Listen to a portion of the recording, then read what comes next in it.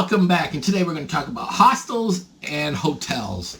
And I may have done this one before, but it's on my list and I didn't see it being talked about, so we're just going to talk about it here. So if you're planning to go overseas, don't use hostels until you check out guest house prices. Now, the hostels are usually known as very cheap places to stay. And when I say that, maybe $7 a night, but sometimes you're sharing a room with somebody, you have to share bathrooms, sometimes they don't have air conditioning. Some people are like, that's fine. But sometimes you can get a guest house for $9 with 2 beds, with air conditioning, might be $12. Think about it. You were going to spend $7 a person, that's $14 a day. You could have got a guest house, 2 beds, air conditioning, and private bathroom. Check out the guest house prices first, because you can have a little bit better luxury than you would at, say, a hostel. Now, I remember in Cambodia, I used to stay at this guest house, and it was only $300 a month or something like that, or $270 a month, and room service, not room service, they had maid service. I didn't have air conditioning, but it was kind of okay because it really wasn't that bad. And I had my own private bathroom, ground floor, perfect, right across the street from where I worked. I was just laughing because when I left the guest house every morning and I walked across the street, we're only talking 20 feet across the street, 35 feet across the street, and the moto taxi drivers were always harassing me if I wanted a ride. And I was so annoyed one day I was going to have them pick me up, drive me across the street, and give them $1. I mean, they were just that frigging annoying. But my point is, check out the prices before you book. Just say, oh, I'm going to go to somewhere and I'm going to stay at a hostel. Maybe you check out the guest house prices, Airbnb prices, because sometimes they can be the same. Now, if you're going to somewhere expensive like Saudi Arabia or some places in Europe, guest houses or hostels. Hostels might be the way to go. I know, like Singapore, I was paying $75 a day for a hotel room, and this is not a lie. The bed was in one area and the refrigerator was right next to it, and I couldn't even open the refrigerator up more than 3 or 4 inches. I don't even think I could get my hand into the refrigerator. That's how it was blocked.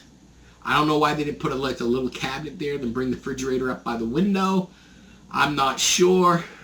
I mean, seriously, it just mystified me. But it was $75 a day. If I stayed at a guest house, I may have been able to get one for $14.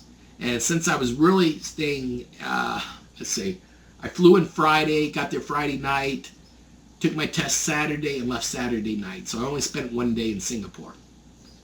But I could have, if I wanted to stay like a week, it could have been, I would have probably had to stay in it. I mean, staying in a hostel that weekend probably would have been fine with me, but I needed to be close to an area because I had to take a teacher licensing test. So basically, I stayed 1 night there in Singapore. And so before you book a hostel, check out the other prices, because some countries like in Asia, Africa, even the South Pacific, you can get some nice places to stay, decent places to stay, a little bit better than hostels, just the same price, a little bit more. But if 2 of you stay in there and you have 2 beds, you got air conditioning and private bathroom, that's better to go, because if you got 1 bathroom for 8 people, people are nasty. You have to wait for other people. You might have to whiz in your pants. I remember I was going to stay at a hostel in Cambodia, and I was just recommended this place. So I went there, I checked in, made my payment, brought my stuff up to the room, came out of my room, and the owner said, get out. He goes, I could only let you stay here 2 days, and that's it. He goes, if you want to stay here 2 days, you got to get out. He goes, I got that room booked. So I just walked to my room, grabbed everything, walked downstairs, checked out, got my money back, and went somewhere else. All right. Before I left, he goes, but you can come here and stay as long as you want after this day here. And it was only like $3 a day. He goes, you can stay here after this time. And I'm like, okay, fine, I'll stay there. But it winds up that he wrote my name down the board saying I was going to stay here. I came back like a week before I was going to move in, and my name was erased. So I walked downstairs and I got me another place to stay. So basically you want to double check, triple check, quadruple check the prices on everything. Hotels.com, you might be able to find. I found places on hotels.com for $7 a night. You can too. So don't think you have to stay at a hostel to save money. Singapore, maybe. Saudi Arabia, maybe. UAE, maybe.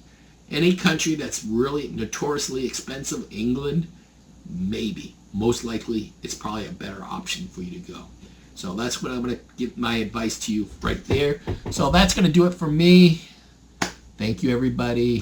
Namaste. See you next time. Bye-bye.